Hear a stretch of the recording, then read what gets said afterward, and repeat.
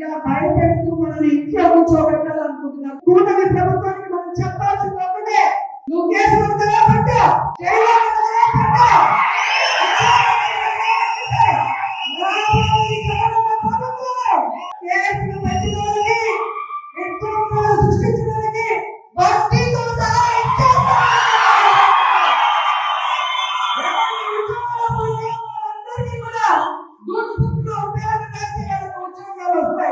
రోజా గారు, మీరు మాట్లాడతా ఏమంటా ఉన్నారు?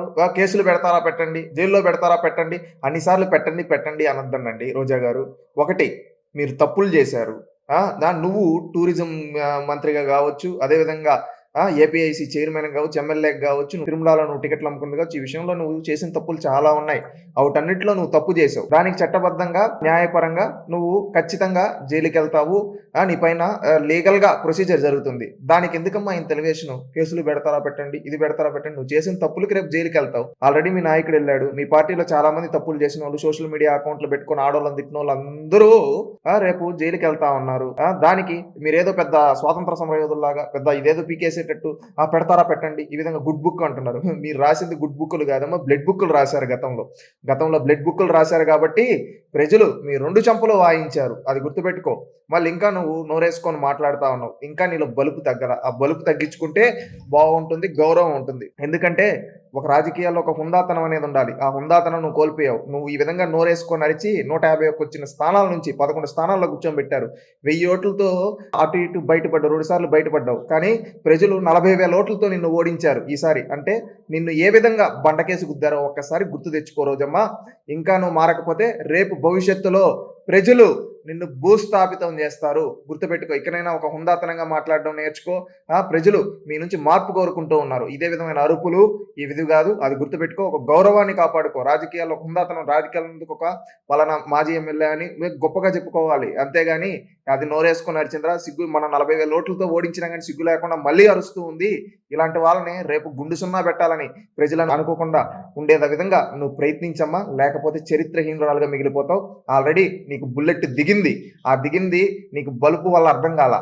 ఇకనైనా బలుపు తగ్గించుకో. అమ్మా రోజా, నువ్వు అంటూ ఉన్నావు జగనన్న అన్నిట్లో సక్సెస్ఫుల్ అని. దాంట్లో ఏం సక్సెస్ఫుల్ అయ్యాడో నువ్వు చెప్తూ ఉన్నావు అంటే ఫ్యామిలీ మ్యాన్గా సక్సెస్ఫుల్ అంటుండవు. ఏం ఫ్యామిలీ మ్యాన్గా అమ్మా? సొంత బాబాయిని చంపేసి బాబాయిని చంపిన వాళ్ళని పక్కన పెట్టుకొని తిరుగుతూ సొంత చెల్లి పైన, బాబాయ్ కూతురు పైన తన పార్టీ సోషల్ మీడియాలో బూతులు రాయించడంలో సక్సెస్ఫుల్ అయ్యాడు జగనన్న. తెలుసుకోమ్మా రోజమ్మ. ఆ విధంగా ఫ్యామిలీ మ్యాన్గా సక్సెస్ఫుల్. మళ్ళీ బిజినెస్ మ్యాన్గా అంటాడు. బిజినెస్ ఏమి రాళ్ళు రప్పలు కొట్టి ఏమన్నా పైకి వచ్చాడా? తండ్రి అధికారాన్ని అడ్డు పెట్టుకొని కమిషన్లు తీసుకొని 43,000 కోట్లు ఆధారాలతో దొరికిపోయి 1,00,000 కోట్ల ఆరోపణలతో జైలు చుట్టూ కోర్టుల చుట్టూ తిరుక్కున్న వ్యక్తమ్మ. ఆ విధంగా బిజినెస్ మ్యాన్గా సక్సెస్ఫుల్లా? మళ్ళీ పొలిటీషియన్గా అది వేరే కథ. ఏంటంటే ఒక్క అవకాశం అంటే ప్రజలు ఏదో ఒక్క అవకాశం ఇద్దాంలే అని ఇస్తే రాష్ట్రాన్ని మొత్తం దోచుకు తిన్నాడు. అందుకు ప్రజలు 2 చెంపలు వాయించి ప్రతిపక్షం కూడా లేకుండా కూర్చోబెట్టారు. ఆ విధంగా సక్సెస్ఫుల్ ఆ రోజమ్మా. నీకే తెలియాలి ఏ విధంగా సక్సెస్ఫుల్లో.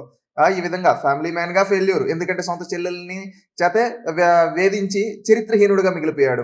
బిజినెస్ మ్యాన్ అంటావా? ఈ విధంగా అక్రమార్జనలు చేసిన బిజినెస్ మ్యాన్ ఇంకొకరు ఉండరమ్మా. ఎందుకంటే అన్ని దాంట్లో ప్రతి వ్యాపారంలో కమిషన్ తీసుకొని నీచుడుగా మిగిలిపోయాడు.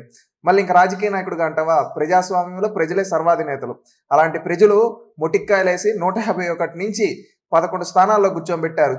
చరిత్రలో ఏ రాజకీయ నాయకుడికి చూడని ఓటమి జగన్మోహన్ రెడ్డి చూశాడు. అంటే అంత హీనంగా ప్రజలు కూర్చోబెట్టారు. ఈ విధంగా అన్నిటిగా ఫెయిల్యూర్ అమ్మా రోజమ్మ.